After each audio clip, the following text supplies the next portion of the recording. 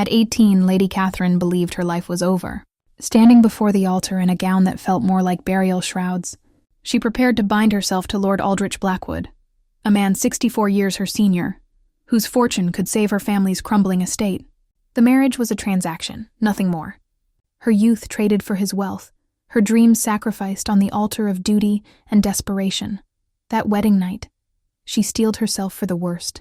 The candlelit chamber felt like a tomb, shadows dancing across portraits of long-dead Blackwoods who seemed to watch with hollow eyes. She expected cruelty, perhaps indifference.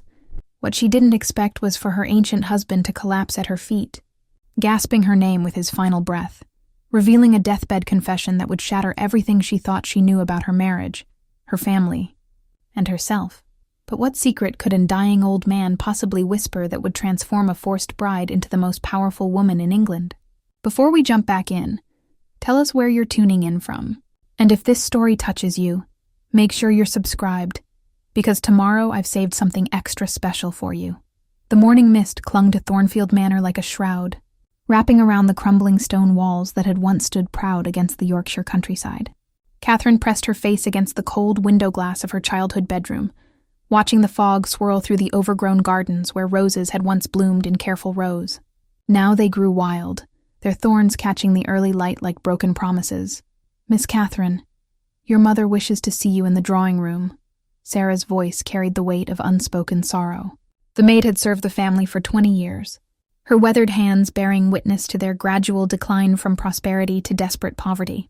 The drawing room bore little resemblance to its former grandeur. Faded rectangles on the wallpaper marked where valuable paintings once hung, sold piece by piece to keep the creditors at bay.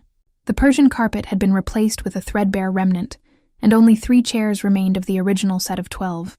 Yet it was the family portrait above the mantelpiece that drew Catherine's attention, a canvas bearing a strange damage, as if someone had deliberately scratched away one figure's face. "Catherine, dear." Her mother, Lady Elizabeth, sat rigid in her chair, her once golden hair now streaked with premature silver. The woman who had danced at court in her youth now wore the same dark dress she'd worn for 3 years running. Mended so many times the original fabric was barely visible. Thomas, her 15-year-old brother, stood beside the fireplace with the awkward posture of a boy trying to become a man too quickly. His school fees had been the first sacrifice, bringing him home to witness their family's dissolution firsthand. His eyes held a mixture of anger and helplessness that Catherine recognized all too well. "The gentleman from the Blackwood estate called yesterday evening," Lady Elizabeth continued, her voice carefully controlled. "They have made an offer." Catherine's stomach tightened. She knew what kind of offer wealthy old men made to impoverished young women. "What sort of offer, Mother?" "Marriage." The word fell like a stone into still water. "Lord Aldrich Blackwood seeks a wife. He is willing to settle all our debts and provide Thomas with a proper education. The estate would be saved. He's older than Father was when he died." Thomas burst out, his voice cracking with emotion. "She cannot marry that ancient fossil." "Thomas?" Lady Elizabeth's sharp tone cut through the room. "Lord Blackwood is a respected member of the nobility. His wealth is beyond question, and his reputation is spotless." Catherine sank into the remaining chair, her mind reeling. She had known this day might come, had seen it in her mother's increasingly desperate letters to distant relatives, in the way Sarah counted every candle before lighting them.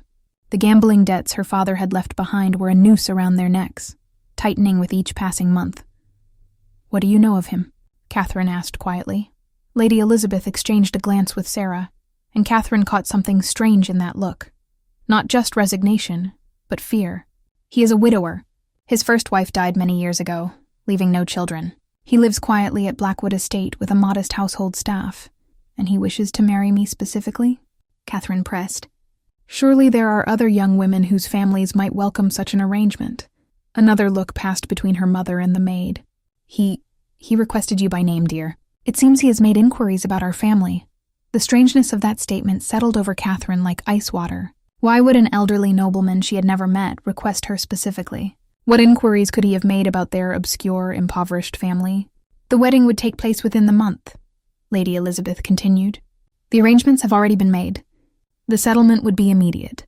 Catherine rose and walked to the damaged portrait, studying the deliberately obscured face. Who had been scratched away so thoroughly? And why did she feel as though those missing features might hold answers to questions she didn't yet know to ask? "I need time to consider," she said finally. "There is no time," her mother replied firmly. "The creditors will not wait longer.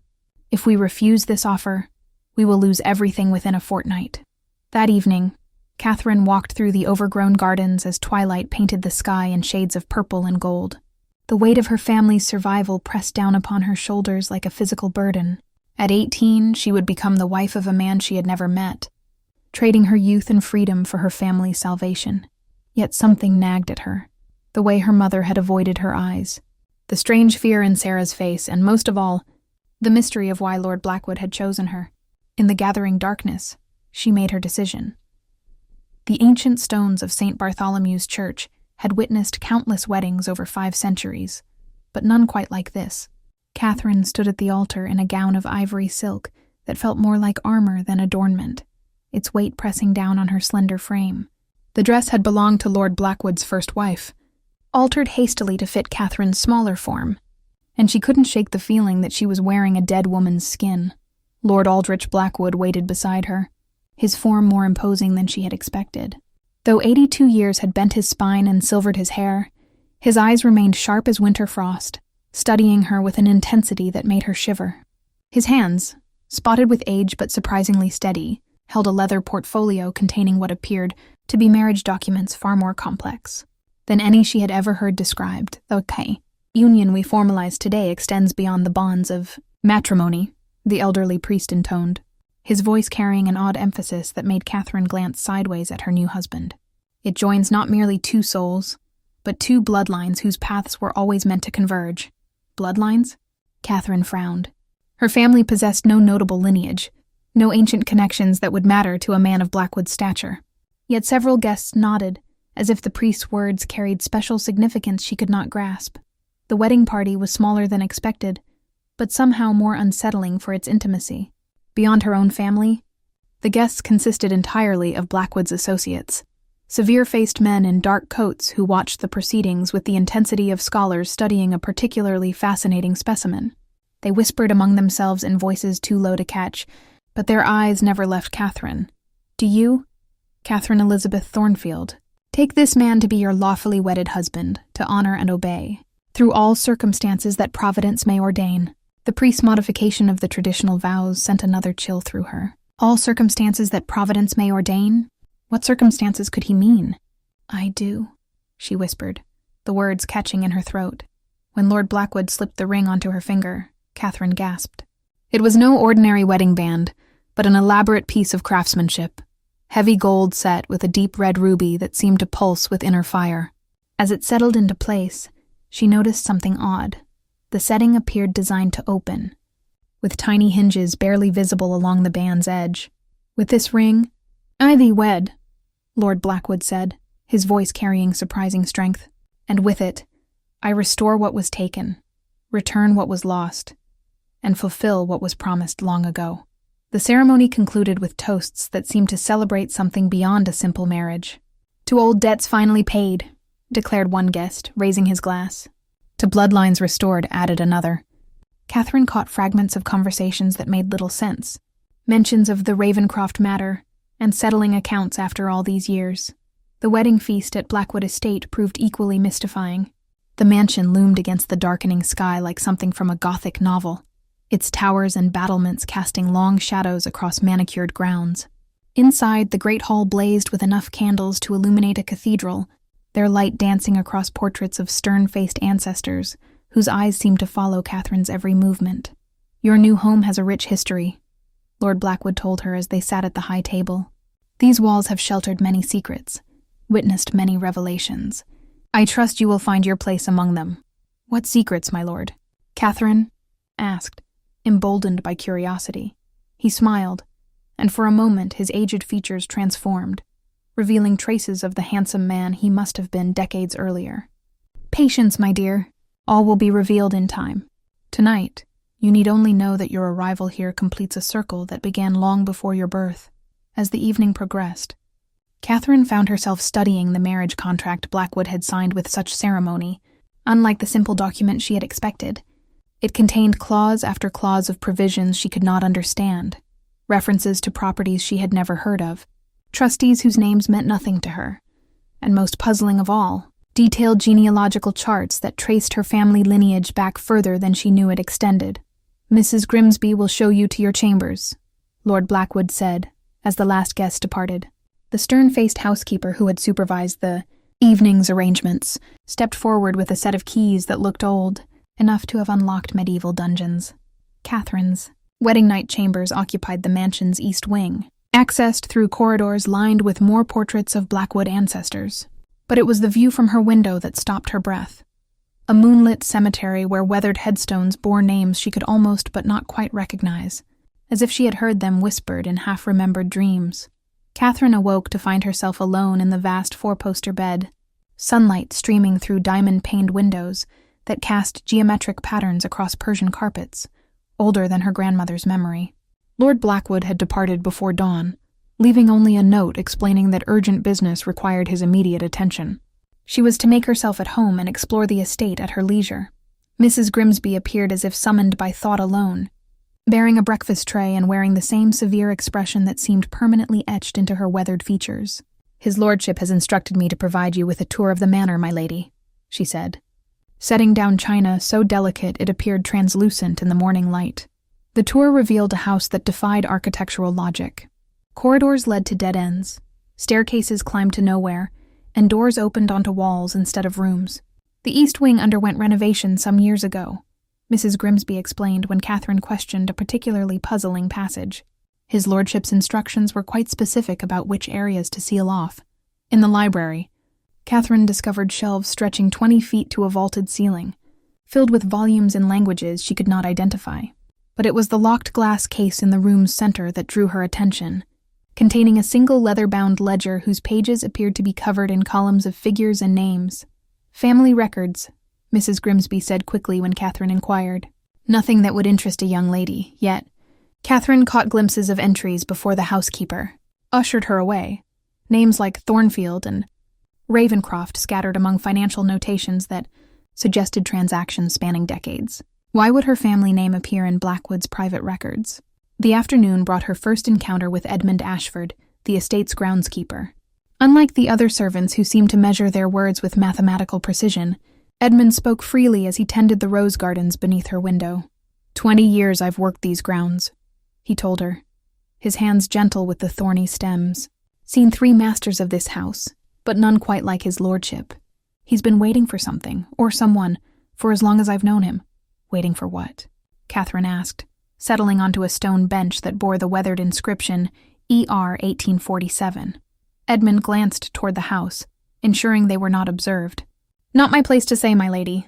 But if I were you, I'd pay attention to the visitors who come after dark. They arrive when decent folk are abed, conduct their business in whispers, and leave before sunrise." That evening, as if summoned by their conversation, Catherine observed exactly what Edmund had described. From her chamber window, she watched a carriage arrive under cover of darkness, its occupants cloaked and careful to avoid the moonlight. They met with Lord Blackwood in his study, their voices carrying across the courtyard in fragments she could almost but not quite understand. Dr. Harrison arrived the following morning, ostensibly to ensure Catherine had suffered no ill effects from the wedding festivities. A man of perhaps 60, with kind eyes behind wire spectacles, he seemed more interested in studying her features than checking her pulse. "Remarkable," he murmured, turning her face to catch the light. "The resemblance is quite extraordinary." "Resemblance to whom, doctor?" He started as if caught in some impropriety. "Forgive me, my lady. Old habits. I served as physician to the previous Lady Blackwood, and occasionally I see echoes of her in unexpected places." But Catherine sensed he spoke of someone else entirely. Throughout his examination, Dr. Harrison asked questions that seemed designed to probe her family history rather than her health. Had she ever experienced unusual dreams? Did certain names or places feel familiar despite being new to her? Had she ever felt as though she belonged somewhere other than Thornfield Manor? The questions disturbed her more than she cared to admit. Lately, she had indeed experienced vivid dreams of places she had never seen. Grand houses with different architectural styles, gardens laid out in patterns she somehow knew by heart, faces that felt familiar despite belonging to strangers. That night, she could not sleep. The marriage ring felt heavy on her finger, its ruby catching even the faintest light from the dying fire. On impulse, she examined it more closely and discovered her earlier observation had been correct. The setting was designed to open. Working carefully with her fingernail, she managed to spring the tiny mechanism. Inside the hidden compartment lay a small brass key, tarnished with age but clearly crafted with great skill. Its head bore an intricate design she did not recognize, though something about the pattern felt hauntingly familiar. What lock could it open, and why had Lord Blackwood hidden it in her wedding ring? As she pondered these questions, footsteps echoed in the corridor outside her chamber. Not the measured tread of servants about their duties, but the careful, deliberate pace of someone moving with purpose through the darkness. The brass key burned like a secret in Catherine's palm as she made her way through the mansion's labyrinthine corridors.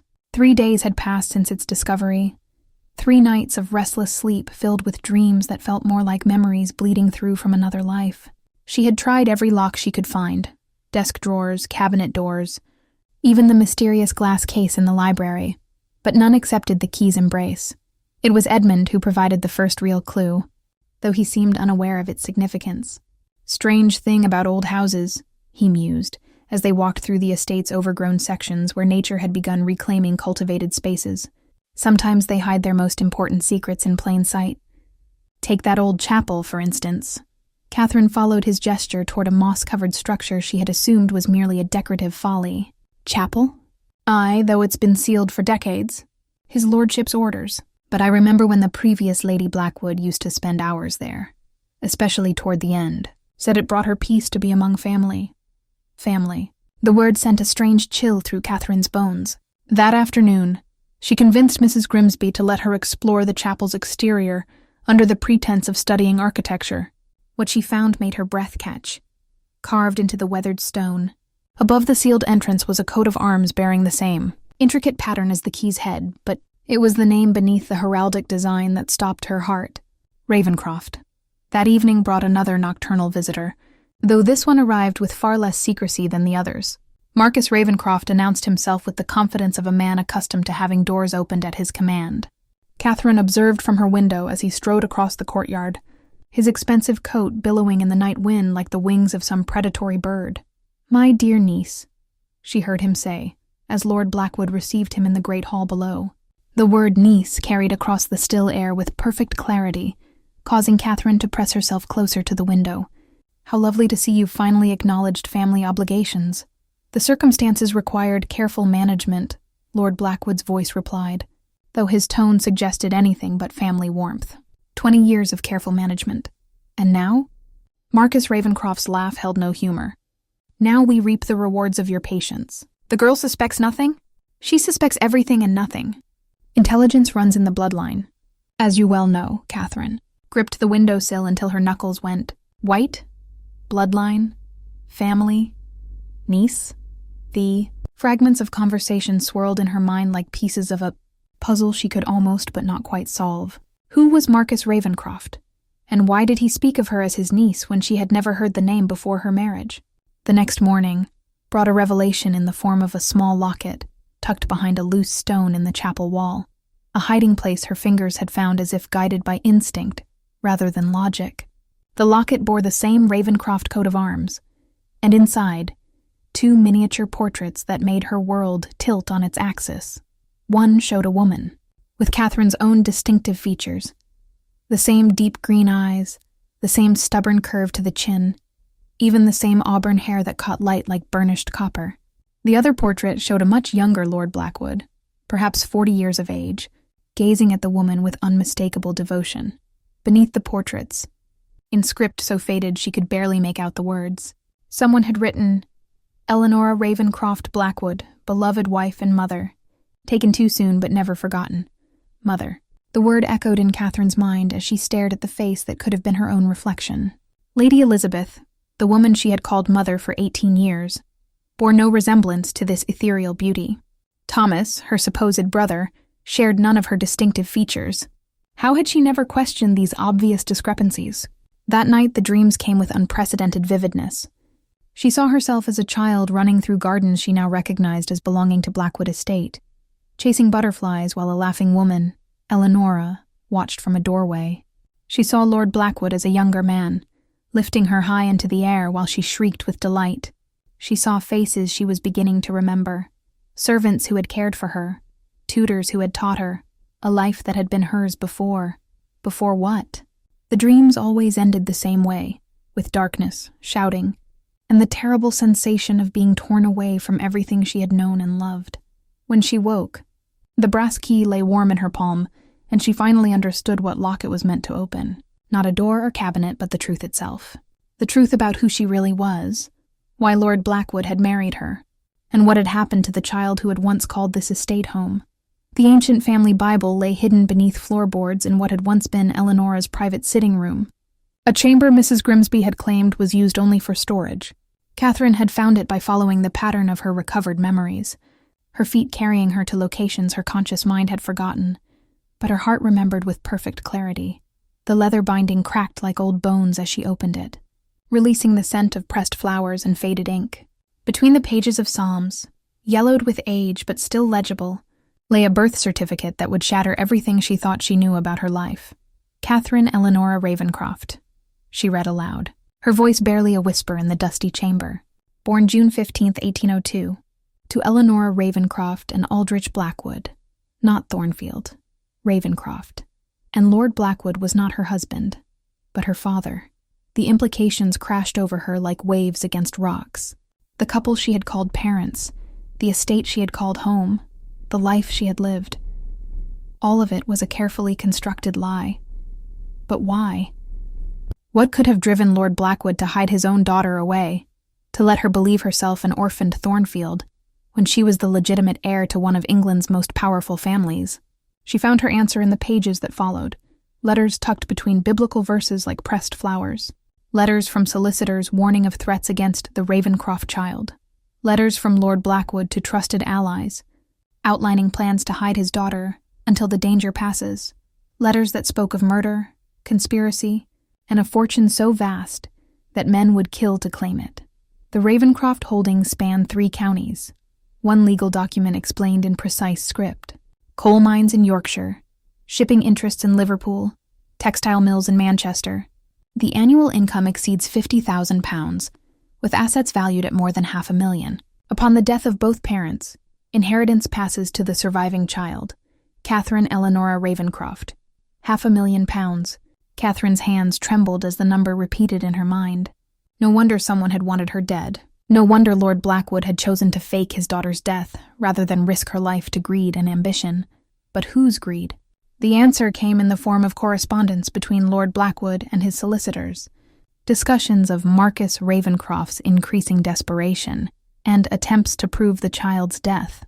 Marcus, the man who had visited just days ago, who had spoken of her as his niece, Eleanora's brother, who would inherit everything if Catherine remained dead to the world. My dearest Aldrich, read a letter in Eleanora's delicate hand, dated just months before what must have been her death. Marcus grows more aggressive in his demands. He speaks openly now of what he would do to secure his inheritance. I fear for our daughter's safety. Perhaps it would be better to send her away, to let the world believe her lost, until she is old enough to claim what is rightfully hers. The next letter was in Lord Blackwood's heavy script. It is done. Catherine has been placed with a family who will love her as their own. The Thornfields are distant cousins, good people fallen on hard times who will welcome both her presence and our financial support. She will know nothing of her true heritage until it is safe to tell her. I have spread word that she perished in the same accident that took you from us. Marcus believes he has won. Catherine pressed the letter to her chest, understanding flooding through her like sunlight breaking through storm clouds. The Thornfields had been paid to raise her, to love her, to give her a normal life away from the dangers that surrounded her birthright. Lady Elizabeth's desperate attempts to marry her to Lord Blackwood had not been about saving their estate, but about fulfilling an agreement made 18 years ago to return Catherine to her real father when she came of age. But if that was true, why had she been forced into marriage? Why not simply told the truth? The answer lay in the final document, dated just weeks ago. Marcus Ravencroft has discovered the deception. He knows Catherine lives and has threatened to expose her identity publicly, claiming she is an imposter planted to steal his rightful inheritance. Only through marriage can we legally establish her identity beyond question. The union will protect her from his claims while ensuring the Ravencroft fortune passes to its rightful heir. The marriage had not been about an old man's loneliness or a young woman's sacrifice. It had been about protection, legitimacy, and ensuring justice after nearly 2 decades of careful planning. As Catherine sat surrounded by the evidence of her true heritage, footsteps echoed in the corridor outside. Heavy, purposeful steps that did not belong to any member of the household. Through the sitting room's grimy window, she saw horses tethered in the courtyard, more than the usual 1 or 2 that brought Lord Blackwood's mysterious visitors. Marcus Ravencroft had returned, and this time he had brought companions. Catherine pressed herself against the sitting room wall, as voices carried through the manor's corridors like poison on the wind. Marcus Ravencroft's tone had shifted from the false courtesy of his previous visit to something far more dangerous, the voice of a man who no longer saw the need for pretense. 20 years, Aldrich. 20 years I've waited for what should have been mine the moment my sister died. His footsteps echoed in the great hall below, accompanied by the heavier tread of at least 3 other men. Did you truly believe you could hide her forever? Lord Blackwood's response came weaker than before, age and strain evident in every syllable. She is my daughter, Marcus. The law recognizes her claim. The law recognizes what I tell it to recognize. I have documents proving Catherine Ravencroft died in infancy. I have witnesses who will swear this girl is an imposter you've trained to steal my inheritance. Catherine clutched the birth certificate to her chest, understanding that this fragile piece of paper represented the only legal proof of her identity. Everything else, the memories, the locket, even her physical resemblance to Eleonora, could be dismissed as circumstantial evidence in Marcus's campaign to claim the Ravencroft fortune. Edmund appeared in the doorway like a ghost, his weathered face grave with purpose. My lady, you must come with me now.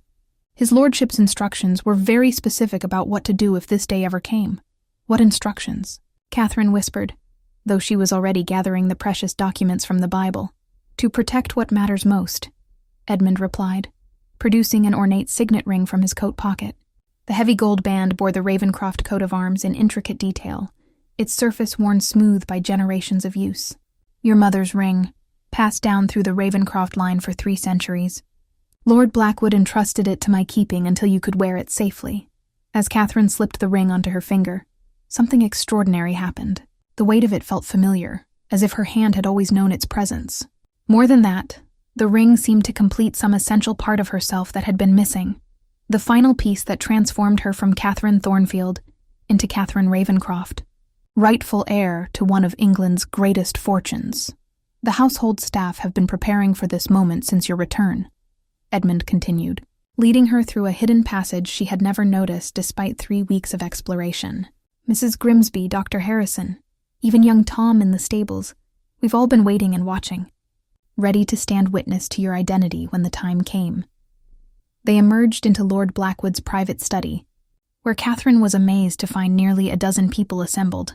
Servants she had assumed were simple household staff revealed themselves as something far more significant. Former Ravencroft employees who had remained loyal to her family's memory, legal advisors who had spent 20 years preparing for this confrontation, and even several local magistrates who had been quietly briefed on the situation. My dear daughter, Lord Blackwood said, rising from his chair with visible effort. The confrontation with Marcus had clearly exhausted him, but his eyes burned with fierce determination. I had hoped to spare you this final trial, but circumstances have forced our hand. Dr. Harrison stepped forward with a leather satchel that proved to contain far more than medical supplies. I have maintained detailed records of your care since infancy, he explained, spreading documents across the desk. Growth measurements, distinctive birthmarks, even samples of your hair preserved from childhood. Any court in England would accept these as proof of your continuous identity. More importantly, added a severe-looking gentleman Catherine had never seen before, I am Sir William Hartwell, senior partner of Hartwell and Associates. We have served as the Ravencroft family solicitors for 6 decades. I personally oversaw the arrangements for your protection and have maintained sealed accounts of every transaction, every decision, every step taken to preserve your inheritance. The magnitude of the conspiracy, if it could be called that when its purpose was protection rather than harm, left Catherine breathless. For 20 years, dozens of people had dedicated themselves to preserving her birthright, waiting for the day when she could safely claim what was hers. But Marcus has men with him, Catherine protested. Armed men, from what I could see. And we have the law, Sir William replied firmly. Documentation that will stand in any court. Witnesses whose testimony cannot be questioned. And most importantly, the truth itself. Lord Blackwood approached his daughter, his hands shaking as he reached for her face. "I have missed so many years of your life, my dear one. But today we end this charade forever. Today, you take your rightful place as Catherine Ravencroft. And no man, not even your uncle, can deny what God and nature have decreed." Outside, Marcus's voice grew louder, more demanding. The final confrontation was about to begin. The great hall had been transformed into something resembling a courtroom, with Marcus Ravencroft standing at its center like a prosecutor preparing to deliver a death sentence. His three companions, hard-faced men whose bearing suggested military backgrounds, flanked him with hands resting on sword hilts. But it was the document he held that drew Catherine's attention. An official-looking paper bearing impressive seals and ribbons. "Gentlemen," Marcus announced as Lord Blackwood's party entered, "I present to you the death certificate of Catherine Eleanora Ravencroft, recorded in the parish registry of St. Michael's Church on September 3, 1802. The child died of fever at 3 months of age, witnessed by the attending physician, and duly recorded by the rector himself." Sir William stepped forward, his own leather portfolio in hand. "And I present to you the original Ravencroft will, filed with the Court of Chancery on July 15, 1801. The parchment he unrolled bore wax seals that gleamed in the candlelight. It clearly states that upon the death of both parents, the entire estate passes to our daughter Catherine Eleanora Ravencroft, or her lawful heirs, should she survive to majority. Should she survive," Marcus repeated with theatrical emphasis. "Which, as my documentation proves, she did not." Catherine felt the weight of the signet ring on her finger and stepped into the light.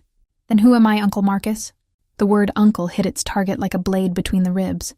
Marcus's composure cracked for just an instant, revealing the fury beneath his polished exterior. "You are an imposter. A cleverly trained actress whom this old fool has convinced to play a dead girl for the promise of riches. An imposter who shares Eleanor's exact features?" Dr. Harrison interjected, producing a miniature portrait from his bag. "Who bears the same distinctive birthmark on her left shoulder that I recorded in my medical notes when Catherine was an infant?" "Birthmarks can be painted. Resemblances can be found among the poor," Marcus shot back. "I've seen enough fraud in my time to recognize a well-orchestrated deception." Edmund stepped forward, and Catherine was surprised to see him remove what appeared to be a military decoration from beneath his simple groundskeeper's clothes. "Major Edmund Ashford, late of His Majesty's Infantry, assigned to Special Protection Detail by direct order of Lord Blackwood. I have maintained continuous surveillance of Miss Catherine from the age of 6 months through her 18th birthday." The revelation sent murmurs through the assembled company. Marcus's men shifted uneasily as they realized they faced not a collection of servants but a carefully organized defense. "Surveillance records," Edmund continued, producing a thick journal bound in oiled leather, documenting every milestone, every significant event, every proof of continuous identity. Hair color changes, growth spurts, the development of her distinctive laugh, all recorded and verified by multiple witnesses. "Forgeries," Marcus snarled, but his voice carried less conviction than before. Sir William approached the center of the hall, carrying what Catherine recognized as the ancient ledger from the library's locked case. "This contains the complete financial records of the Ravencroft estate for the past 20 years. Every transaction made on Catherine's behalf, every decision taken to preserve her inheritance. Most significantly, it contains this." He opened the ledger to a page near the back, revealing a document that made Marcus step backward, as if struck. The true death certificate of Catherine Ravencroft, filed under seal with 3 different courts, to be opened only in the event that her identity was challenged. It clearly states that the child's death was fabricated to protect her from those who would do her harm. "That's impossible," Marcus whispered. But Catherine could see defeat creeping into his eyes. "Is it?" Lord Blackwood's voice carried new strength as he approached his brother-in-law. "Did you truly believe I would allow my daughter to die so that you could claim what was never rightfully yours? Did you think I hadn't discovered your plans to eliminate both Eleanora and Catherine to secure your inheritance?" The accusation hung in the air like a physical presence. Marcus's face went pale, then flushed with rage. "You cannot prove that, can I?" Lord Blackwood nodded to Dr. Harrison, who produced yet another document. "Eleanora's medical records, including analysis of the poison that killed her. A poison that came from your private laboratory, Marcus. A poison I've spent 20 years gathering evidence about."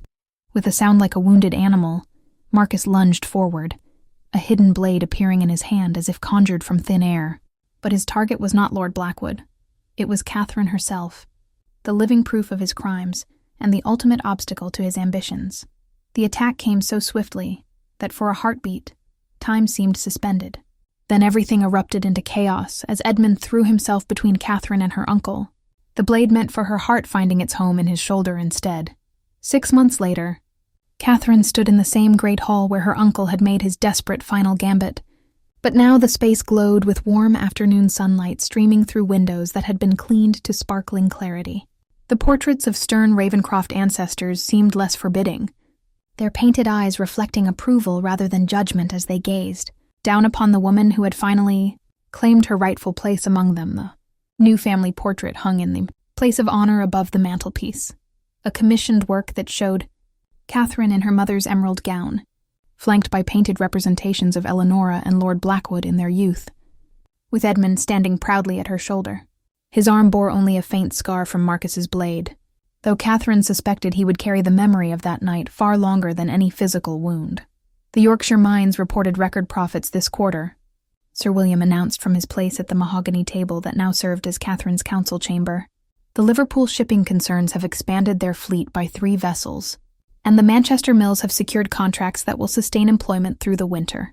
Catherine nodded, reviewing ledgers that would have overwhelmed her just months ago, but now felt as natural as breathing.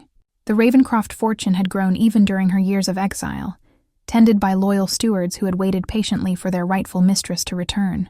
The annual income Sir William had mentioned months ago proved conservative. The estate now generated nearly £70,000 per year, making Catherine one of the wealthiest unmarried women in England. "Have you given further thought to the London season?" Lady Pemberton asked. Catherine's newly discovered great-aunt had emerged from decades of quiet retirement to serve as her companion and guide in navigating society's expectations. "The invitations have been arriving daily since word of your identity became public." "I think not this year," Catherine replied, glancing through the window toward the gardens where Edmund worked among the roses. "There are more pressing matters requiring my attention." Indeed, the months since Marcus's arrest had brought a steady stream of revelations. His network of corruption had extended far beyond simple inheritance fraud, encompassing bribery of officials, falsification of records, and even the recruitment of criminals to eliminate obstacles to his schemes. The investigation, not merely a union of 2 souls, but a joining of past and future, the rector intoned, as Isabel carefully placed the circlet on Catherine's head. The weight felt both foreign and familiar, as if her ancestors were collectively bestowing their blessing on this moment of personal happiness within the larger story of family continuity. Edmund waited at the altar wearing the dress uniform of a major in His Majesty's service, his military decorations glinting in the colored light from the windows. The man who had spent 20 years disguised as a simple groundskeeper now stood revealed as a decorated veteran whose service to Crown and Ravencroft family had earned him a place among the realm's most honored soldiers. Lord Blackwood, now recovered enough to perform his paternal duties with dignity, walked Catherine down the aisle that separated her past from her future. "Today," he whispered as they approached the altar, "I gain a son worthy of my daughter, and you gain a husband who has already proven his devotion beyond question." The ceremony itself blended ancient traditions with personal touches that reflected Catherine's journey from hidden orphan to acknowledged heiress. Rather than the usual vows of obedience, she and Edmund exchanged promises of partnership, mutual support, and shared dedication to the responsibilities that came with their positions. "I promise to stand beside you in times of prosperity and challenge," Catherine declared, her voice carrying clearly through the chapel. "To share the burdens of leadership and the joys of service to those who depend upon our stewardship." Edmund's response carried the measured cadence of a soldier accustomed to making oaths that would be tested under fire. "I promise to protect not only your person but your principles, to support your decisions while offering honest counsel, and to help you build a legacy worthy of those who preserved it for your return." The wedding crown caught the light as Catherine turned to face their guests, a gathering that represented the full spectrum of lives touched by the Ravencroft story. The Thornfield family sat in places of honor, their love for Catherine proven genuine despite the circumstances of their guardianship. Isabel had chosen to remain as Catherine's companion and closest advisor, her Scottish practicality providing perfect counterbalance to the sometimes overwhelming responsibilities of inherited wealth. Mrs. Grimsby and the household staff occupied pews traditionally reserved for family, their years of disguised service earning them recognition as the extended family they had always been. Dr. Harrison smiled with the satisfaction of a man who had watched a patient grow from hidden child to confident woman, while Sir William bore the dignified pride of a solicitor whose careful planning had preserved justice against overwhelming odds. By the authority vested in me by God and King, the rector pronounced, I now declare you husband and wife, united in matrimony and partnership for the service of generations yet to come. As Edmund lifted the ancient crown to kiss his bride, Catherine felt the weight of history settling into place around her transformed life. The frightened girl who had stood at the same altar months ago believing her life was ending had become a woman ready to write new chapters in a story that stretched back centuries and would continue long after her own time had passed. The wedding crown gleamed as the newly married couple walked down the aisle, toward a future built on love rather than duty, justice rather than expediency, and hope rather than fear. Outside the chapel, the estate stretched away in all directions. Mines and mills, farms and forests, all now under the stewardship of two people who understood that true nobility lay not in wealth or title but in service to something greater than themselves. 5 years had passed since that cold winter day when Catherine believed her life was ending at the altar of a forced marriage. Now, as autumn painted the Yorkshire countryside in shades of gold and crimson, she stood once again in the great hall of Blackwood estate, but this time as its undisputed mistress, surrounded by the fruits of wisdom, justice, and patient stewardship. The centerpiece of her achievements hung above the restored mantelpiece, a new family portrait that told the complete story of the Ravenscroft legacy. Unlike the damaged painting that had haunted her childhood, this canvas showed 4 generations united in purpose. Her grandparents in their youth, her parents in their brief happiness, herself and Edmund as the current guardians, and most precious of all, their infant daughter sleeping peacefully in Catherine's arms. Little Eleanora Ravenscroft, born just 6 months earlier, represented hope renewed and continuity secured.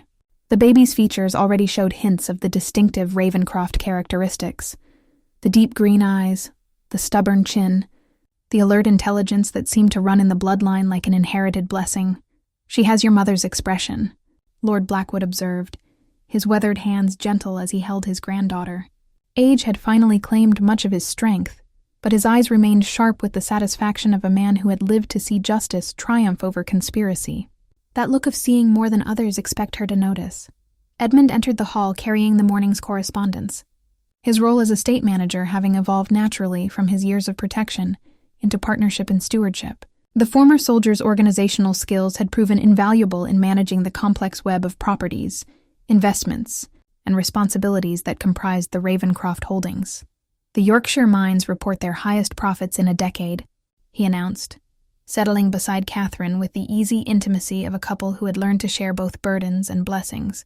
The worker safety improvements you insisted upon have actually increased productivity while reducing accidents. Catherine smiled, remembering the skepticism her innovations had initially generated among the mine supervisors. Providing better ventilation, shorter shifts, and medical care for injured workers had seemed like expensive idealism to men accustomed to viewing human labor as merely another resource to be consumed. The improved results had converted even the most stubborn traditionalist to her methods. "What news from London?" Catherine asked, noting official seals among the letters. "Parliament has passed the Industrial Safety Act," Edmund replied with satisfaction. "Your proposals for mandatory safety standards in mines and mills will now apply throughout the realm. Lady Catherine Ravenscroft is credited as the primary architect of the legislation. The achievement represented years of careful political work, using the Ravenscroft influence and resources to champion reforms that would protect workers across England." Catherine had learned that true nobility lay not in passive enjoyment of inherited privilege but in active service to those whose labor created the wealth she stewarded. Isabel appeared in the doorway carrying the leather-bound journal that had become Catherine's most important tool, a detailed record of estate improvements, worker conditions, educational initiatives, and charitable programs that had transformed the Ravenscroft holdings from mere sources of income into models of enlightened management. The school in Millbrook Village graduated its first class of young women yesterday, Isabel reported, her Scottish pragmatism evident in the satisfaction with which she delivered the news. All 12 girls can read, write, and perform mathematical calculations that would challenge university students of previous generations. Education for working-class girls had been Catherine's most radical innovation. sparking controversy among traditionalists who believe such learning was both unnecessary and potentially dangerous. The results had proven otherwise, as educated workers proved more innovative, more reliable, and more capable of advancing into positions of greater responsibility. Dr. Harrison's weekly visit brought news of broader social changes spreading beyond the Ravencroft estates. "Your example has inspired other landowners," he reported. "The Pemberton estate has adopted your worker safety standards, while Lord Ashford has established schools modeled on your Millbrook experiment." As evening approached, Catherine walked through gardens that bloomed with new life under careful cultivation. The rose beds that had once been Edmund's domain as groundskeeper now served as a peaceful retreat where she could reflect on the remarkable journey that had brought her from forced bride to influential reformer, the new family. Portrait captured more than mere likenesses. It represented the triumph of love over arrangement, justice over conspiracy, and hope over despair. Looking at her daughter's peaceful face, Catherine understood that the true inheritance she would pass on was not wealth or property, but the knowledge that ordinary people could achieve extraordinary things when guided by principles rather than mere self-interest. The Ravencroft legacy would continue, but it would be a legacy transformed by the understanding that true nobility was earned through service rather than simply inherited through birth. Had cleared the names of several families wrongly accused of crimes Marcus had committed, restored property stolen through forged documents, and revealed a pattern of exploitation that spanned decades. "The Thornfield family has written again," Lady Pemberton mentioned gently. "Lady Elizabeth expresses hope that you might visit when convenient." Catherine's relationship with her foster family remained complicated. Learning that their care for her had been purchased rather than freely given had initially stung, but deeper reflection revealed the genuine love that had grown between them regardless of financial arrangements. Lady Elizabeth and Thomas had known nothing of the larger conspiracy. They had simply been told that a distant cousin needed care and that Lord Blackwood would provide generous support in exchange for raising her as their own. "I shall visit soon," Catherine decided. Thomas deserves to attend university, and their estate could benefit from proper management. Dr. Harrison entered the hall carrying a leather case that had become familiar over the past months. His regular visits no longer focused on Catherine's health, but on documenting the final details of her identity for legal purposes. Today, however, his expression carried news of a different nature. "The portrait restoration is complete," he announced, gesturing toward the canvas he had commissioned to repair the damaged painting from Thornfield Manor. "I thought you might wish to see the face that someone tried so desperately to hide." Catherine studied the revealed features with growing amazement. The man whose face had been scratched away was clearly her grandfather, Eleanora's father, the original Marcus Ravencroft, who had died when Catherine was too young to remember him. But more significantly, the restoration had revealed an inscription hidden beneath the damage. "To my granddaughter Catherine, inheritor of our family's greatest treasures, wisdom, compassion, and the courage to right old wrongs." "He knew," Catherine whispered. "My grandfather knew what his son would become. More than that," Dr. Harrison replied. "I believe he arranged for your protection long before your parents fully understood the danger. Edmund has been in Blackwood's service since he was 16, recruited personally by your grandfather during one of his visits to evaluate Marcus's character.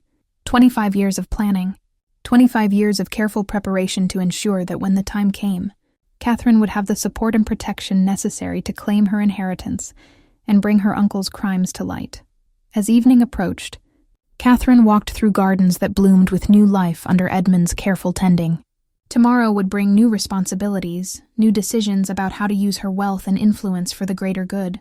But tonight she was simply Catherine Ravencroft, surrounded by people who had risked everything to ensure she could stand in this place, at this moment, as the rightful heir to a legacy built on love rather than greed. That morning brought an unexpected visitor to Blackwood Estate, a young woman of perhaps 25 whose travel-stained cloak and weary expression spoke of a long journey undertaken with urgent purpose.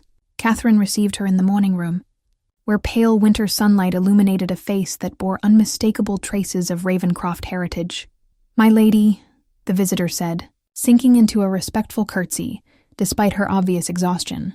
"I am Miss Isabel Ravencroft, daughter of your cousin James. I have traveled from Scotland with news that could not be entrusted to letters." Catherine gestured for Isabel to sit, her mind racing through the genealogical chart she had studied in recent months.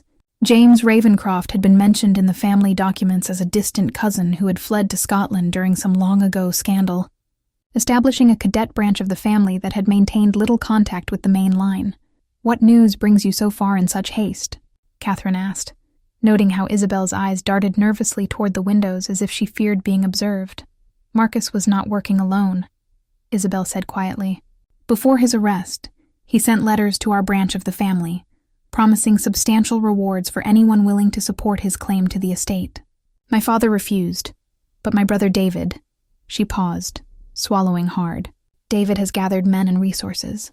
He believes that with Marcus imprisoned, he can press his own claim as the next male heir." The revelation sent ice through Catherine's veins. Just when she had begun to feel secure in her reclaimed identity, a new threat emerged from an unexpected quarter. "What exactly does your brother intend?" Isabel reached into her traveling bag and withdrew a leather-bound journal whose pages were filled with detailed notes in a masculine hand.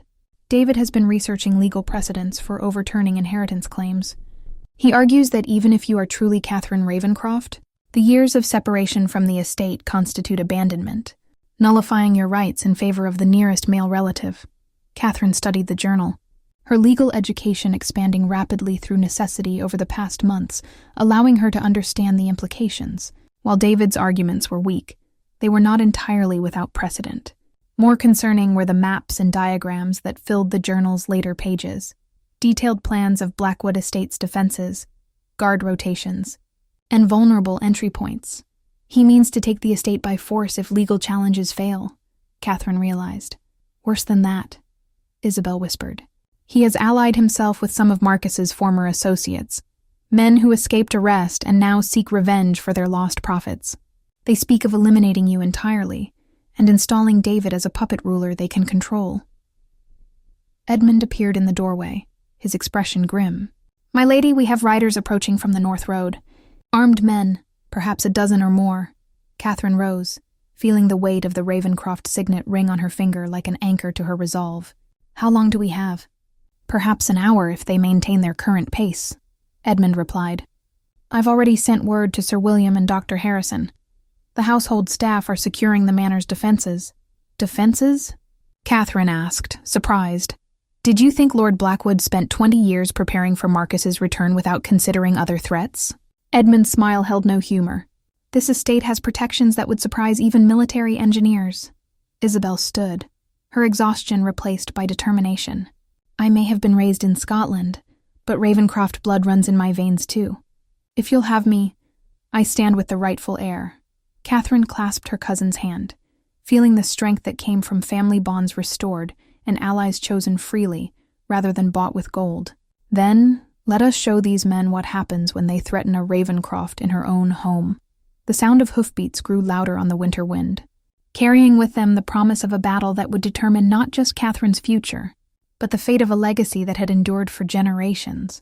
The hidden passages beneath Blackwood Estate revealed themselves to be far more extensive than Catherine had ever imagined.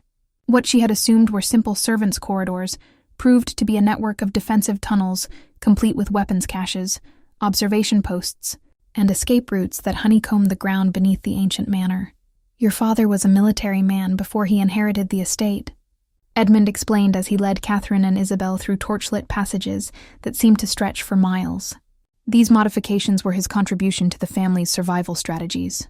They emerged into a subterranean chamber that took Catherine's breath away. Carved from living rock and reinforced with steel, the room contained enough supplies to sustain a siege of several weeks. Racks of weapons lined the walls, not ancient ceremonial pieces but modern firearms maintained in perfect condition. Maps of the surrounding countryside covered a central table, marked with defensive positions and strategic advantages. "How many people know about this?" Catherine asked, running her fingers along a detailed schematic of the estate's surface buildings. "Perhaps a dozen," Edmund replied. "All absolutely loyal to your family. Mrs. Grimsby served as your mother's personal guard before taking the housekeeper position.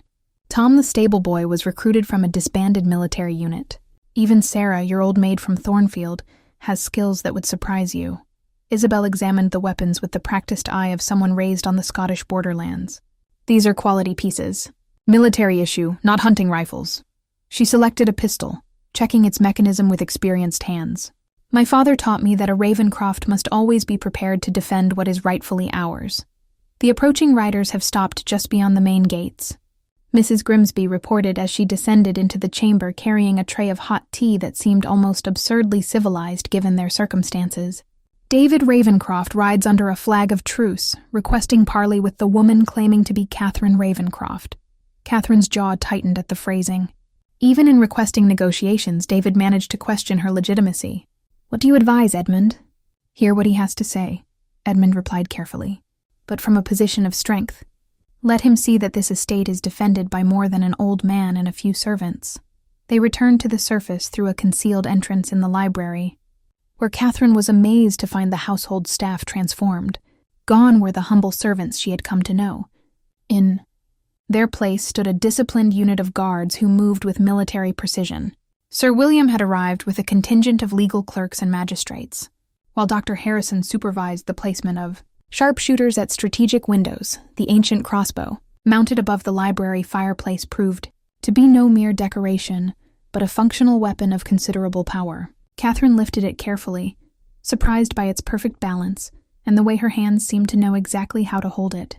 "Your mother's favorite," Edmund said softly. "She could put a bolt through a playing card at 50 yards.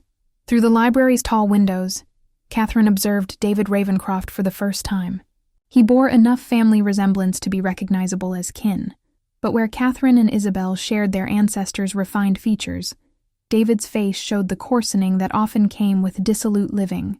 The men surrounding him looked more like brigands than legitimate claimants to a noble inheritance. "Catherine Ravencroft." David's voice carried clearly across the courtyard. "I come seeking peaceful resolution to our competing claims. Surely we can reach an accommodation that serves both our interests."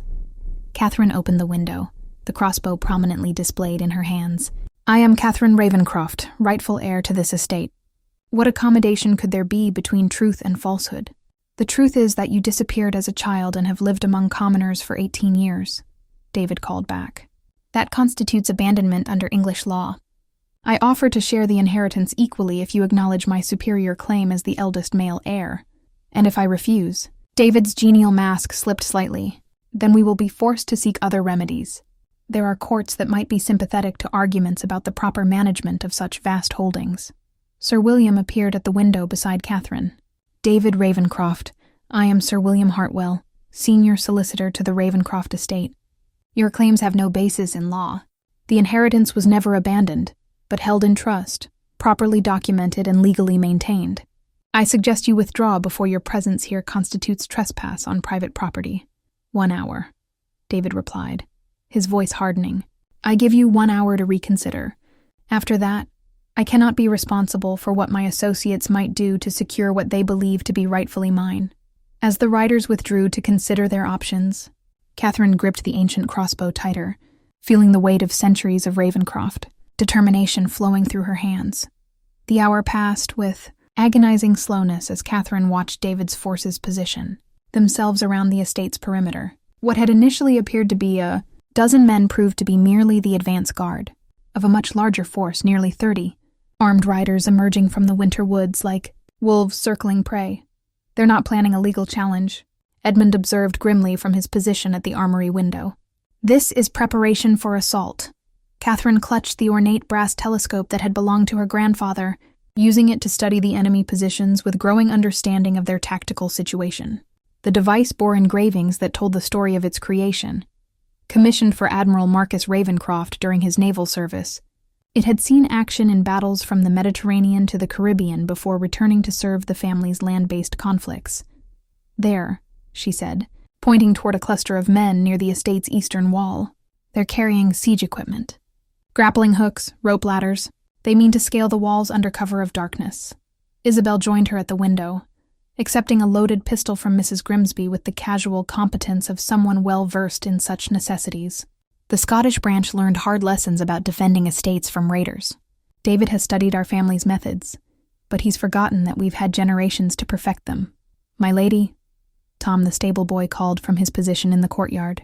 Catherine had been shocked to learn that the seemingly simple youth was actually a former sergeant in His Majesty's artillery, recruited by Lord Blackwood specifically for his expertise with defensive emplacements. "Should I prepare the special measures?" "What special measures?" Catherine asked. Edmund's smile held dark satisfaction. Your father installed certain modifications during the renovations. The estate's defenses are not entirely conventional. As if to demonstrate his meaning, Tom disappeared into what Catherine had always assumed was a decorative garden shed. Moments later, she heard the unmistakable sound of machinery awakening, gears turning, mechanisms engaging. Metal sliding against metal with well-oiled precision. Greek fire, Edmund explained, noting Catherine's puzzled expression. Not the ancient formula, but a modern adaptation developed by military engineers. The estate's walls can be defended by fire barriers that would stop even determined attackers. Through the telescope, Catherine watched David's men suddenly pull back from their advanced positions as jets of flame erupted from concealed nozzles along the perimeter walls. The display lasted only moments, but its message was unmistakable. Blackwood Estate was prepared for siege warfare with defenses that went far beyond simple walls and locked gates. Impressive, David's voice carried across the courtyard, though Catherine detected uncertainty beneath his bravado. But such measures cannot be maintained indefinitely. We can wait you out. Can you? Sir William called back from the main entrance, where he stood flanked by the magistrates who had arrived throughout the afternoon. Because I have here a writ from the High Court of Chancery, signed by 3 judges, declaring any armed action against this estate to be rebellion against the crown itself. Catherine focused the telescope on David's face, watching his confident expression crumble as the legal implications sank in. Whatever claims he might have to the Ravencroft inheritance, attacking the estate with armed men constituted treason, a charge that carried consequences far beyond simple property disputes. You cannot prove our hostile intent, David replied, but his voice lacked conviction. Cannot I? Sir William produced a document that gleamed with official seals. I have sworn statements from 3 witnesses who overheard your associates discussing plans to eliminate the pretender and claim the fortune by force. Would you care to contest their testimony before these magistrates? Isabel moved to Catherine's side, her face grim with family knowledge. David always was a fool. Father warned him that scheming without proper preparation leads to disaster, but he never listened. The afternoon sun cast long shadows across the courtyard as David's forces found themselves trapped between their original aggressive intentions and the dawning realization that they had walked into a carefully prepared trap. The Ravencroft estate's defenses were not merely physical but legal, social, and political, a web of protections woven over decades by people who understood that true power lay not in violence but in legitimate authority properly exercised. Last chance? David, Catherine called through the gathering dusk. Withdraw now and face only civil charges for trespass. Continue this foolishness and answer for treason against the crown. Through the telescope's lens, she watched her cousin's face as he weighed his dwindling options, knowing that whatever choice he made would determine not just the evening's outcome, but the future of the Ravencroft name itself. The decision came swiftly and with devastating consequences. Rather than retreat with whatever dignity remained to him, David chose to press his attack under cover of the winter twilight. His first mistake was underestimating the defensive preparations. His second was failing to recognize that Catherine had inherited more than her mother's beauty and her grandfather's telescope. The signal for attack came in the form of arrows, shot over the estate walls, arrows wrapped with burning cloth that were meant to set the buildings ablaze. Instead, they struck surfaces treated with fire-resistant compounds, sputtering harmlessly against stone and specially prepared timber, while illuminating the attackers' positions for the defenders. Now, Tom, Edmund called, and the young artillerymen activated systems that transformed the peaceful estate into something resembling a fortress under siege. Catherine stood in the tower room that had once served as her mother's private observatory, surrounded by the intricate mechanical calculator that had been Eleanora's pride and joy. The brass and steel device, commissioned from the finest clockmakers in London, had originally been designed for astronomical calculations. Tonight, it served a deadlier purpose: computing range and trajectory for the estate's defensive artillery. Elevation 7 degrees, bearing northeast 20, Catherine called down to Tom, her fingers dancing across the calculator's brass dials with an intuitive understanding that seemed to flow from her very bones. Mathematics had always come naturally to her, but this felt like awakening a talent she had never known she possessed. The first cannon shot from the estate's concealed battery struck precisely where Catherine's calculations had predicted, just ahead of David's advancing men, close enough to shower them with dirt and gravel without causing fatal casualties. The message was clear. The next shot would not be a warning. Surrender now. Catherine called through the speaking trumpet that had once summoned servants to dinner, but now carried commands across a battlefield. You are outnumbered, outgunned, and outlawed. David's response came in the form of a concentrated assault on the estate's main gates. His men surged forward with makeshift battering rams, clearly hoping to breach the defenses before the defenders could bring their artillery to bear again. They had not counted on Mrs. Grimsby.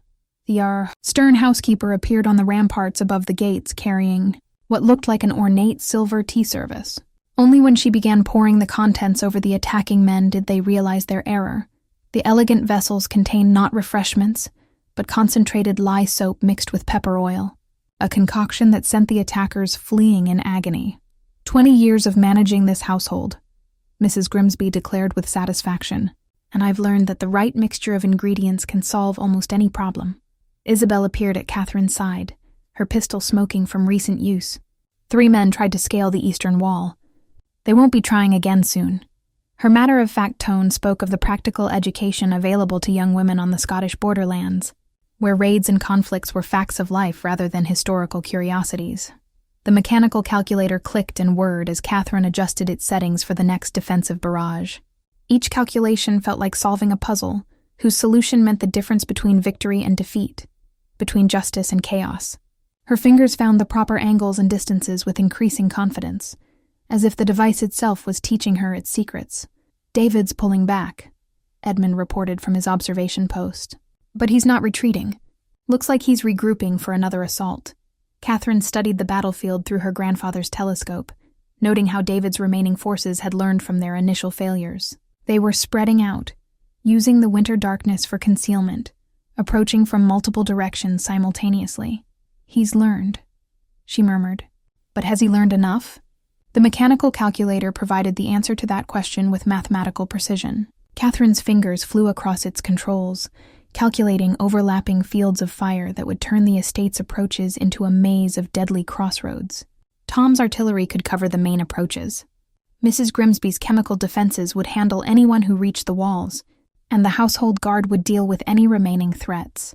All positions, prepare for final assault, Catherine commanded, her voice carrying the authority of generations of Ravenforts who had defended their holdings against all comers.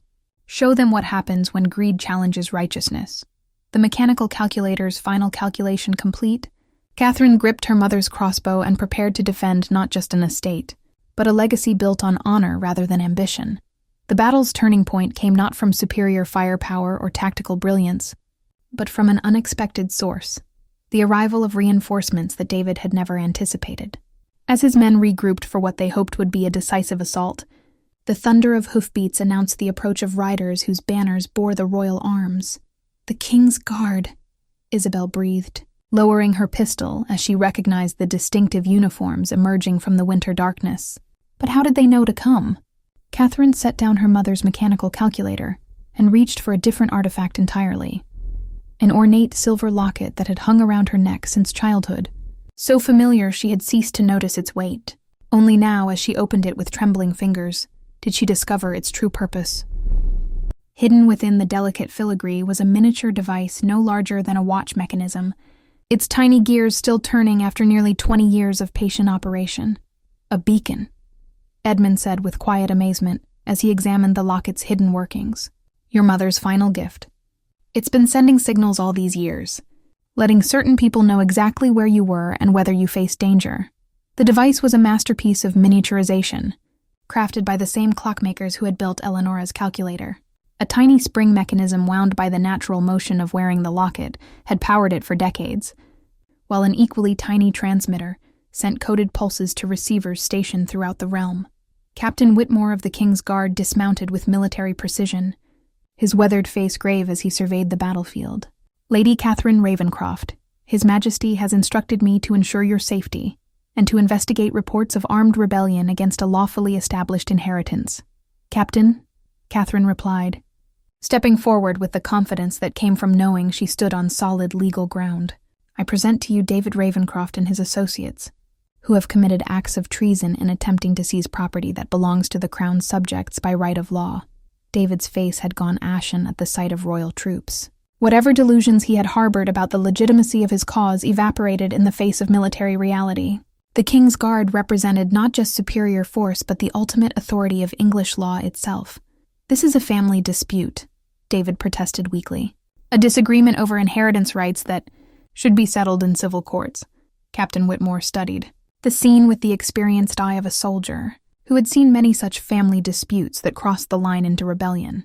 The siege equipment, the organized assault, the clear intent to take property by force, all of it painted a picture that no legal argument could disguise.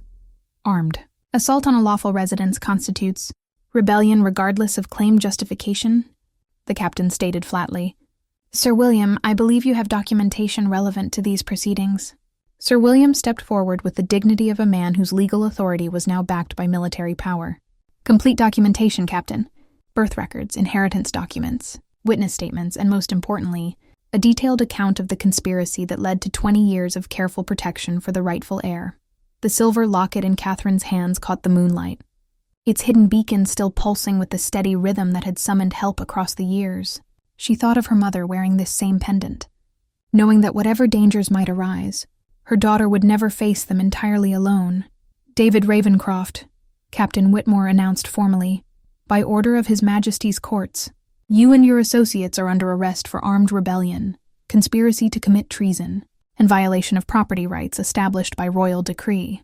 The fight went out of David's remaining men, like air from a punctured bladder. Faced with trained soldiers rather than estate defenders, their brief enthusiasm for violence evaporated into urgent desires to be anywhere else. Several had already begun edging toward the tree line, clearly hoping to disappear into the winter darkness before official attention turned their way. "Wait," Catherine called, her voice carrying across the courtyard with surprising authority. "Captain Whitmore, I request clemency for any man who is deceived into this action through false promises or forged documents. Let them go home to their families with the understanding that the Crown's justice is tempered by mercy for those who were misled rather than malicious." The captain nodded approvingly. "Lady Catherine shows wisdom beyond her years. Very well. Any man who can demonstrate he was deceived rather than complicit may withdraw without charges, provided he swears an oath never to take arms against lawful authority again." Most of David's force melted away within minutes, leaving only a handful of men whose criminal intentions had been clear from the beginning. David himself stood isolated among his former allies, the architect of a rebellion that had collapsed before it truly began. The formal proceedings that followed David's arrest revealed depths to the conspiracy that even Catherine had not suspected. In the estate's great hall, now serving as an impromptu courtroom under Captain Whitmore's authority, evidence emerged that painted a picture of corruption spanning not just years but decades. The centerpiece of these revelations was a leather-bound account book that David himself had carried, a detailed record of bribes paid, officials corrupted, and documents forged in service of his claim to the Ravencroft fortune. The meticulous entries, written in David's own hand, provided a roadmap of criminal activity that would have impressed professional investigators with its thoroughness.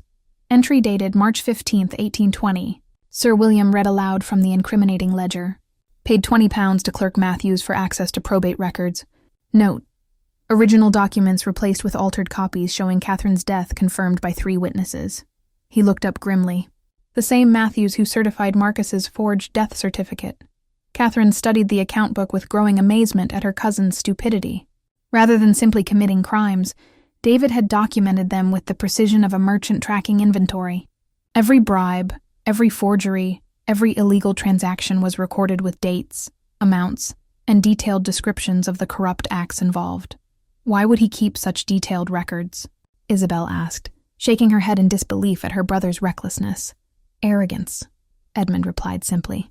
"He believed he would succeed, and wanted proof of how cleverly he had outmaneuvered everyone. Criminal minds often require acknowledgement of their supposed superiority." Captain Whitmore examined a particularly damning page that outlined plans for Catherine's elimination once David had established his legal claim, poison in her food, an arranged accident during travel, even hiring assassins if subtler methods failed. "Your cousin was thorough in his villainy, Lady Catherine. The account book revealed connections that explained many mysteries from Catherine's hidden years. The Thornfield family's mounting debts had not been entirely due to her foster father's gambling. David had systematically destroyed their investments and undermined their income to ensure they would be desperate enough to accept any marriage proposal. For their daughter, the wool merchant who refused to honor their contracts, Catherine murmured, tracing entries in the ledger. The bank that called in their loans early, the shipping company that lost their cargo, all of it was orchestrated to force them into accepting Lord Blackwood's proposal.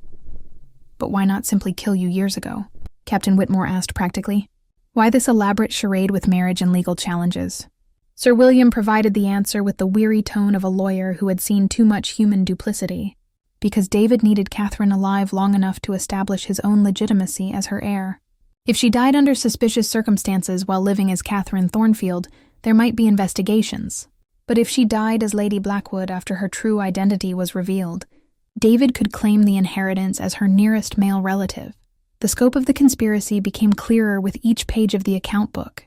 David had spent years positioning himself as the concerned cousin seeking to protect family interests, building relationships with corrupt officials who could support his eventual claim, and systematically eliminating anyone who might remember the truth about Catherine's survival.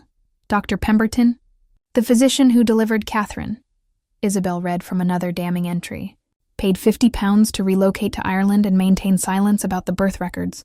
Mrs. Crawford, the midwife, died in a suspicious fire shortly after Catherine's supposed death was announced.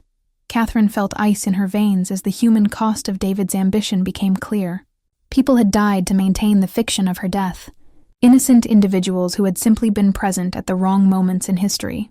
The account book also reveals something else, Dr. Harrison said quietly. Having remained largely silent during the proceedings, David was not working entirely alone in recent years. There are payments to someone identified only as M.R. for consultation and planning services. Marcus Ravencroft, Catherine breathed. Even from prison, Uncle Marcus was advising David's schemes. Captain Whitmore closed the account book with an expression of disgust. This level of premeditation transforms simple inheritance fraud into something far more serious. We are dealing with a criminal conspiracy that spans 2 decades and multiple murders. As the full scope of David's crimes became clear, Catherine realized that the battle for Blackwood Estate had been merely the visible conclusion of a war that had been fought in shadows for most of her life. The account book represented not just evidence of wrongdoing, but a testament to the patience and planning required to preserve justice in a world where wealth and corruption often triumphed over law and righteousness. 3 weeks after David's arrest, Catherine found herself standing before the most important legal tribunal of her life, not as a defendant, but as the central figure in proceedings that would establish precedent for inheritance law throughout the realm. The Court of Chancery had convened a special session to formally recognize her identity and confirm her rights to the Ravencroft estate, ensuring that no future challenges could arise from technicalities or legal ambiguities. The centerpiece of these proceedings was an artifact that even Sir William had not known existed, the original Ravencroft Charter, granted by King Henry VII himself nearly 3 centuries earlier.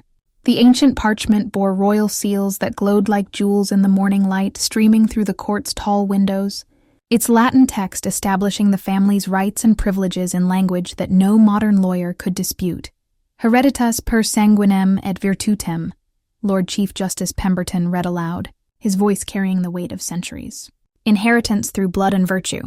The Ravencroft Charter specifically states that the estate passes to the worthiest heir of proven bloodline, regardless of age, gender, or temporary absence from the realm. Catherine stood as Sir William presented the charter to the assembled judges, each of whom examined the document with the reverence due to a relic that connected them directly to the foundations of English law. The parchment's edges were illuminated with gold leaf that still gleamed after 300 years, while the royal seal at its bottom remained intact and unbroken. This charter predates the legal complications that have surrounded this case, Sir William explained to the court. It establishes beyond question that Catherine Ravencroft's claim supersedes any argument based on abandonment, gender preference, or collateral inheritance rights. The proceedings had drawn observers from across the nobility, many of whom faced similar challenges to their own estates from ambitious relatives or legal technicalities. Catherine's case had become a test of whether ancient rights could survive modern corruption, whether justice could triumph over conspiracy and patient evil. Lord Blackwood, recovered enough from his recent ordeal to attend the proceedings, sat in the witness chair with the dignity of a man who had spent 20 years preparing for this moment. I present to this court the testimony of one who has never wavered in his recognition of Catherine Ravencroft's identity, he declared, producing a sealed letter that bore his own signature. Written the day of her birth and deposited with the court's own registry, he continued. This document declares my intention to protect my daughter's inheritance, regardless of circumstances that might arise. It specifically acknowledges that temporary separation from the estate would never constitute abandonment of her rights. The letter's existence stunned even Catherine, who had believed she knew all of her father's preparations. The foresight it represented, protecting her rights before she was old enough to need protection, demonstrated planning that spanned generations rather than mere years. Furthermore, Lord Blackwood continued, gesturing toward Edmund, who stood among the observers, I present Major Edmund Ashford, whose service record and sworn testimony establish continuous surveillance and protection of Lady Catherine from infancy through her 18th year. There has been no abandonment because there has been no absence from legitimate guardianship. Isabel rose from her place among the family witnesses, carrying a document that completed the web of evidence. I present the testimony of the Scottish branch of the family, she announced, formally recognizing Catherine Ravencroft as the rightful heir and repudiating any claim made by my brother David. Through deception or force, the Scottish testimony carried particular weight because it demonstrated family unity rather than division, legitimate succession rather than disputed inheritance. Isabel's willingness to testify against her own brother in favor of justice impressed the judges visibly. Captain Whitmore provided the final piece of evidence, David's confession, extracted during his interrogation and verified by multiple witnesses. The defendant has admitted to conspiracy, fraud, and attempted murder in pursuit of an inheritance he knew to be illegitimate, the captain reported. His own words confirm that Catherine Ravencroft's identity was never in question, only her vulnerability to criminal action. The court finds, Lord Chief Justice Pemberton announced with ceremonial gravity, that Catherine Eleonora Ravencroft is the legitimate and rightful heir to the Ravencroft estate, that her inheritance rights have been continuously maintained despite temporary concealment for purposes of protection, and that any future challenges to her claim must overcome the combined authority of royal charter, documented guardianship, and judicial recognition. The ancient charter glowed in the afternoon light as Catherine accepted it from the Chief Justice's hands, feeling the weight of history and responsibility settling across her shoulders like a mantle passed down through generations of ancestors who had defended their rights against all comers. 6 months after the Court of Chancery's formal recognition, Catherine stood in the estate's chapel, no longer sealed but restored to its former beauty as the spiritual heart of the Ravencroft legacy. Sunlight streamed through stained glass windows that told the story of her family's service to crown and country, while the ancient stone altar bore witness to generations of marriages, christenings, and solemn oaths. The wedding dress she wore had been crafted specifically for this day, designed to honor both tradition and her own preferences. Unlike the borrowed gown she had worn for her marriage to Lord Blackwood, this dress of ivory silk and Brussels lace had been made for Catherine Ravencroft, rightful heir and soon-to-be bride by choice rather than arrangement. The artifact that dominated the ceremony was a wedding crown that had adorned Ravencroft brides for 12 generations, a delicate circlet of gold and pearls that transformed the wearer from maiden to matriarch. With the weight of inherited responsibility, each pearl had been added to commemorate a significant family milestone, creating a tangible record of centuries of love, loss, triumph, and endurance. The crown reminds us that marriage is